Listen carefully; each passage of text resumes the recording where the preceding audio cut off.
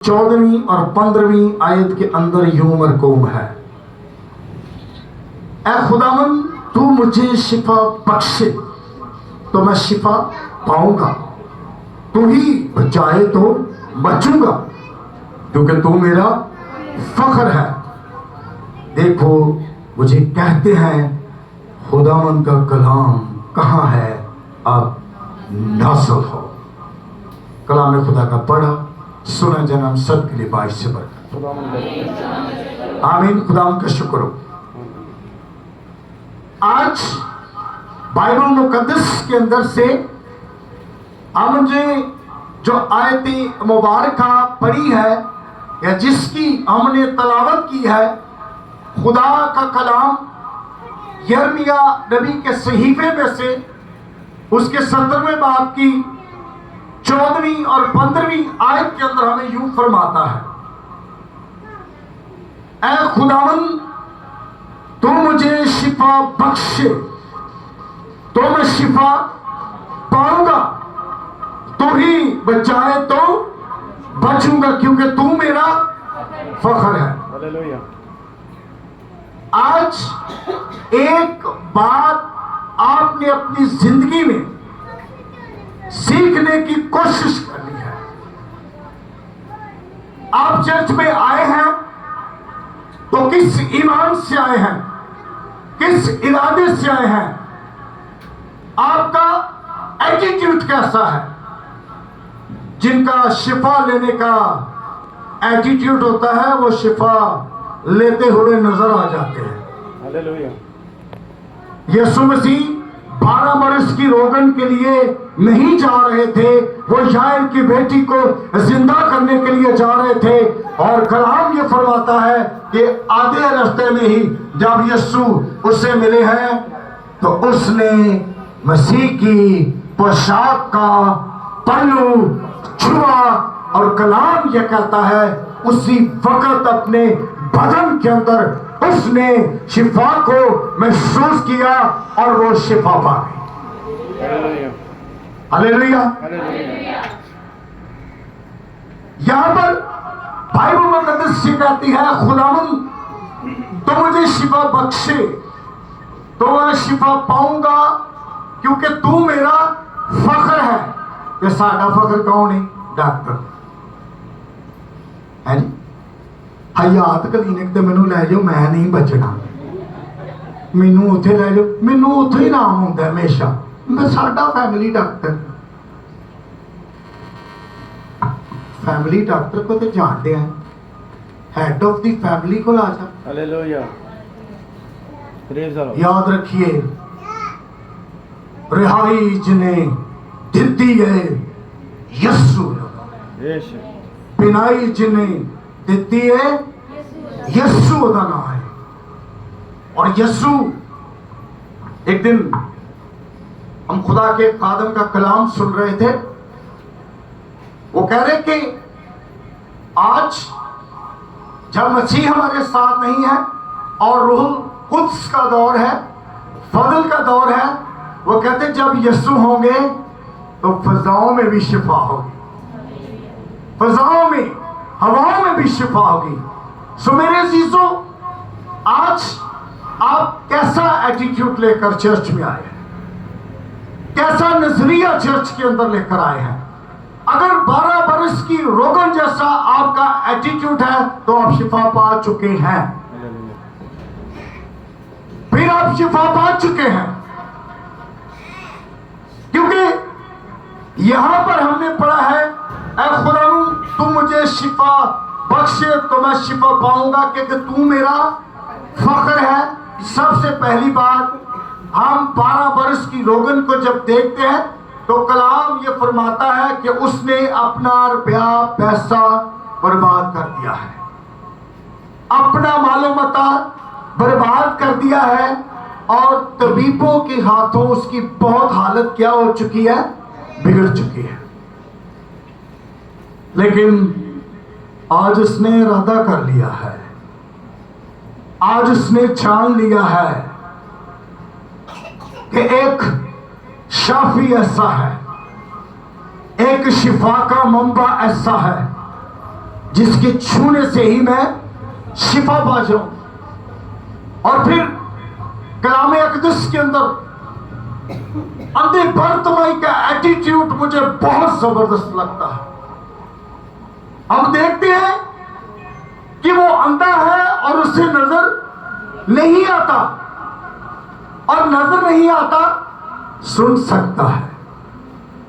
और बाज़ दफा बड़ी अजीब सी साइंस है, कुछ लोग बोल नहीं सकते और सुन भी नहीं सकते।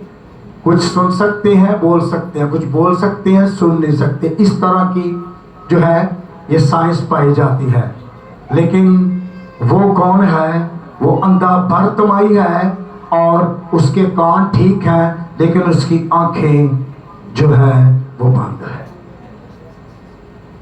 और जब उसको पता चला है, जब उसने सुना है कि यहां पर शोर हो रहा है, किस कदर शोर है, तो उसने किसी से पूछा होगा, भाई जी इतने क्यों होते हैं? कहते भाई जी इतने पादरी आसिफ साहब की इबादत हो रही है जी, इंजी गल। हाँ जी, ये भी पॉसिबल है। याद रखिए, क्योंकि ये भी लिखा है खुदावंद अपने लोगों में, अपनी जमात में मौजूद है। जब अंधे बर्तमाई ने सवाल किया तो लोगों ने उससे कहा कि यीशु नासरी जा रहे हैं। और याद रखिए यहां पर क्या लिखा है? खुदावंद तू मुझे बचाए तो मैं बचूंगा, तू ही शिफा बख्शे तो शिफा पाऊंगा, क्योंकि तू मेरा फखर है। उसको ये पता था कि यीशु ही शाफी है और यीशु ही शिफा दे सकता है। और इतनी जबरदस्त बात, उसने यशायाह 58 बाब वाला काम किया है। यशायाह 58 बाब में क्या लिखा जी? गला फाड़ कर चिल्ला। क्या कर जी? गला फाड़ कर ऐसे कहते हौली तो दुआ करो, गवांढी सुनते, फिर शफा भी को नहीं मिलती। आप देखें वो कहता है कि ऐ इब्ने दाऊद, ऐ इब्ने दाऊद मुझ पर रहम कर, ऐ इब्ने दाऊद मुझ पर रहम कर। शिगिर्द मेरे वर्गे है जिवें नवर फजल साहब के आसे पास लोगों ने ऐ पारी साहब पीछे सॉरी पीछे है, वो मेरे वर्गा होना है ना, पीछे हो जाओ, यीशु तो बोल नहीं जाना, पीछे हो जाओ है। सीनियर पास्टर साहब ने बोल नहीं जाना, पास्टर साहब भावे चाहते हो कि मेरे को आज। लेकिन कलाम ये फरमाता है कि वो इतनी जोर से चिल्लाया, इतनी जोर से उसने पुकारा, ऐ इब्ने दाऊद मुझ पर रहम कर, ऐ इब्ने दाऊद मुझ पर रहम कर। यीशु चलते चलते रुक गए। हालेलुया। उसकी पुकार कैसी होगी? उसका पुकारना कैसा होगा? उसका चिल्लाना कैसा होगा? उसका बुलाना कैसा होगा कि यीशु मसीह जो खाल के कायनात है, वो चलते चलते रुक गए और कहा इसे मेरे पास ले आओ। जेड़े पहले डॉक्टर डी है ना, कोई दबा दब गए, आजा तेनू बुलांदे, फिर चेयरमैन बन दे ने, आजा आजा तेनू बुलांदे। मैं ही उन्होंने आख्या सी, मैं ही दसिया अन्ना ही। लेकिन उस वक्त उसने एक बहुत जबरदस्त काम किया, और यकीन जाने ये हवाला मेरे दिल के बहुत करीब है। जब उससे कहा गया कि वो तुझे पुकारता है, वो तुझे बुलाता है, तो जिस कपड़े पर बैठ के वो भीख मांगा करता था, जल्दी से उठा, जल्दी से उठ के उसने इस कपड़े को पकड़ा और दूर फेंक दिया। हालेलुया। इसलिए फेंक दिया, वो कपड़ा नहीं थी, वो लानत थी, वो गुर्बत थी, जो प्यारी थी, वो रोग था, लाचारी थी। उसने कहा मालिक ने बुलाया, शाफी ने बुलाया है, आका दो जहान ने बुलाया है, अब मुझे इस भीख के निशान की जरूरत नहीं है। उसने उठाकर जब कपड़ा फेंका, मैं ईमान रखता हूं जैसे कपड़ा फेंका उसकी बीमारियां भी। हालेलुया।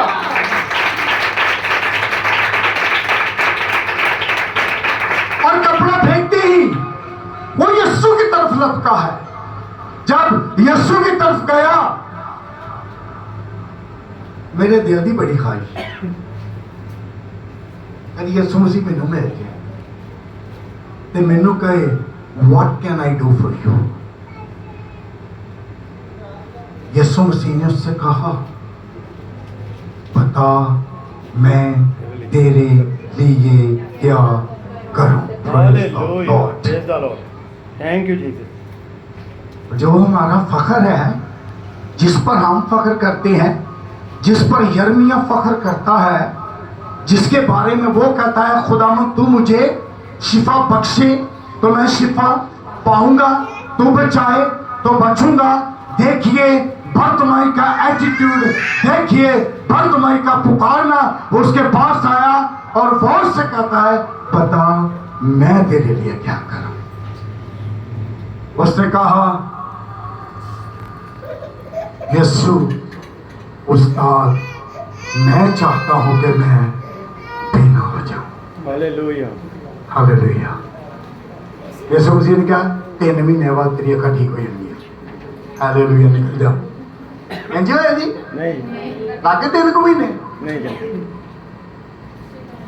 कलाम ये कहता है उसने कहा तू बीना हो जा, और जैसे कहा उसी वक्त उसी घड़ी उसकी आंखें खुल गई। Thank you Jesus. Thank you.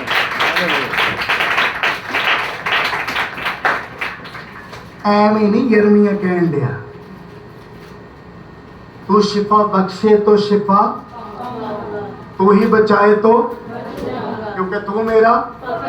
अच्छा एक गल पता नहीं तुसी कभी गौर किया कि नहीं किया, अज कर लो कोई पढ़े तुहाडे चों अरली आयत नूं पढ़ो, 14वीं आयत नूं पढ़ो पे। प्रेज जीसस जी दीदी पढ़ो।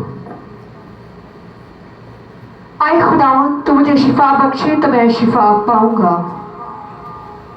क्या लिखा जी, क्या लिखा जी? आए खुदावंद तू मुझे शिफा बख्शे तो मैं वो किसको कह रहा है? खुदावंद यीशु मसीह को। वो किसको कह रहा है? खुदावंद यीशु मसीह को। हाँ किसने कहा? किसने कहा यीशु मसीह को कह रहे हैं? आपने कहा। Praise the Lord. बेटी के लिए जोरदार ताली हो जाए। वो यीशु मसीह को कह रहे हैं जी। और जिस जिस जगह पर बाइबल मुकद्दस के अंदर आपको लफ्ज खुदावंद नजर आए, समझ आई यीशु की बात हो रही है। हालेलुया। समझ आई यीशु के बारे में कहा जा रहा है। खुदावंद, खुदा जैसा, खुदा वर्गा, खुदा जो निकले होया, खुदा दी मानिंद, खुदावंद। और हमदा बर्तमाई भी तो उसी को कह रहे हैं। हालेलुया। तो याद रखिए कोई फख्र नहीं है, जो फख्र है उसने सलीब पर जान दी है। जो फख्र है वो तीसरे रोज कब्र का सीना चीर कर जी उठा है, उसका नाम यीशु है। यस। और इसीलिए यिर्मयाह ये कहता है कि ऐ खुदावंद यानी कि ऐ यीशु तो मुझे शिफा बख्शे तो मैं शिफा पाऊंगा, तो बचाए तो मैं बचूंगा, क्योंकि तू मेरा फख्र है। और बात बचने की हो रही है तो जरूरी नहीं कि हम बीमारी से बच जाए। क्यों जी? बीमारी के अलावा भी एक चीज होती है जिससे हमें बचना चाहिए। किससे बचना चाहिए जी? यस। और कुछ ओ भाई मौत, हमें मौत से भी तो बचना है। और बीमारी क्या करती है? बहन ने बड़ी अच्छी बात की। सबसे पहले गुनाह वजूद में आता है, गुनाह बीमारी को लेकर आता है, और बीमारी आहिस्ता आहिस्ता आपको मुंह की तरफ, मौत के मुंह की तरफ ले जाती है। लेकिन जिनका फख्र यीशु होता है, जिनका पहनना यीशु, जिनका ओढ़ना यीशु, जिनका चलना यीशु, फिर वो रास्ते में से गुजरते हैं तो साया पड़ने से ही मरीज ठीक हो जाता है। Hallelujah, yes. फिर साया पड़ने से जिनका फख्र यीशु होता है, फिर वो आग की भट्टी के अंदर भी हों तो खुदा उन्हें बचाने की कुदरत रखता है। Praise the Lord. लिखा है, देख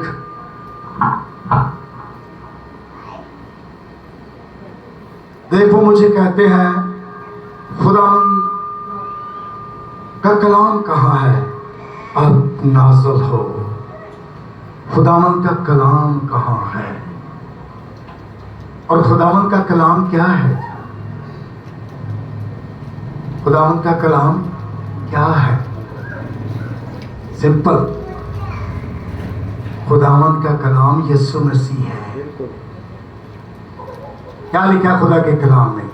इब्तिदा में कलाम खुदा के और वही खुद खुदा।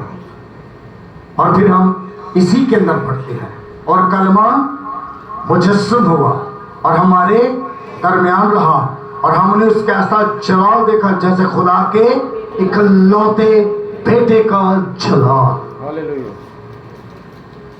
मेरे अजीजों, अगर आज आप शिफा पाने आए हैं तो अपने ईमान को जरा टटोल लीजिए, अपने ईमान को जरा चेक कर लीजिए।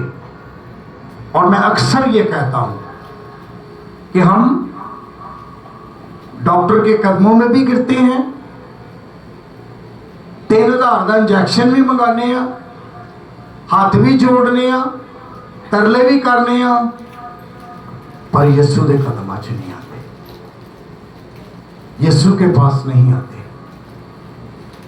और अगर हम यीशु के पास ना आए तो हमें बिल्कुल आइडिया नहीं होगा कि ही इज माय प्राउड, वो मेरा फख्र है। हालेलुया। खुदा का कलाम आज हमें सिखाता है, खुदावंद तू मुझे शिफा बख्शे तो मैं शिफा पाऊंगा, तू ही बचाए तो बचूंगा, क्योंकि तू मेरा फख्र है। कलाम अक़दस में से हमने 2 लोगों के बारे में सीखा है, एक अंधे बर्तमाई के बारे में, और फिर 12 बरस की जो रोगन है उसके बारे में। अब हम देखेंगे जो जन्म का लंगड़ा है और हैकल के उस दरवाजे पर बैठा है, जो क्या कहलाता है जी? यस, खूबसूरत कहलाता है। और उस अच्छा देखो, बैठा खूबसूरत दरवाजे ते ते काम केड़ा करेंगे हैं? बैठा खूबसूरत दरवाजे ते मंगण भीख दे। और वहां पर कलाम ये बयान करता है कि चलते चलते 2 शख्स वहां पर आया। कौन कौन जी? कौन कौन 2 शख्स आए? पतरस और यूहन्ना। और पतरस और यूहन्ना जब वहां पर आए हैं तो वो उनकी तरफ देख रहा है, और किस गरज से देख रहा है? इस गरज से देख रहा है कि मुझे इनसे कुछ अच्छी भीख मिल जाएगी, कुछ अच्छे रुपए पैसे मिल जाएंगे, और वो शायद उसके लिए यही काफी है, यही इनफ है। लेकिन उस दिन उसको ये बिल्कुल आइडिया नहीं था कि मेरी जिंदगी के अंदर आज शाफी जो है वो शिफा को जारी करने वाला है। और आज मैं आपको भी ये बताना चाहता हूं, आपको पता है या नहीं पता?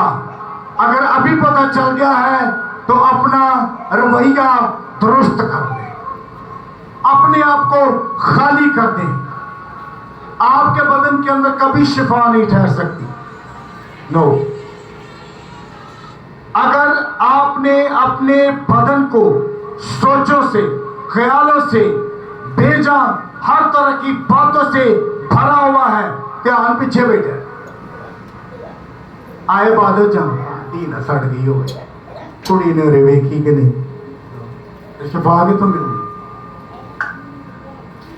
भाई। पूरा फोकस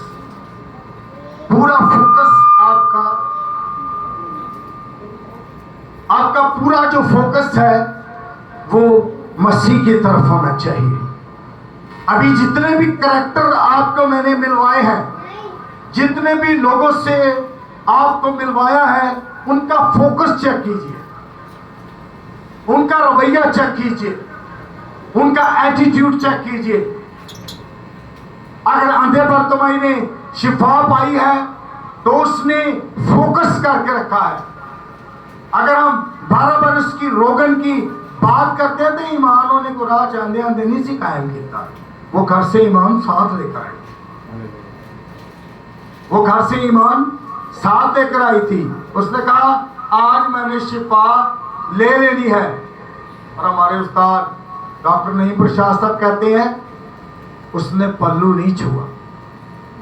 असल जानते कुड़ी जो असल का पता है, वो कहते सिर्फ उसकी पोशाक का टसल ही छुआ है, अगर पूरा पल्लू छू लेती तो क्या होता।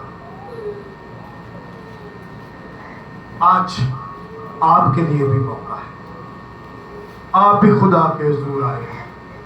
अगर वो यिर्मयाह का फख्र है तो वो आपका भी फख्र है। अगर वो पास्टर रियाज का फख्र है, पास्टर आसिफ का फख्र है, बहन का फख्र है, तो वो आपका भी फख्र हो सकता है।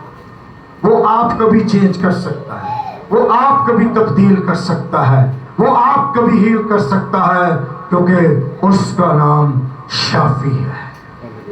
हालेलुया। सो मेरे चीजों बाइबल मुकद्दस समय ये सिखा रही है, बता रही है।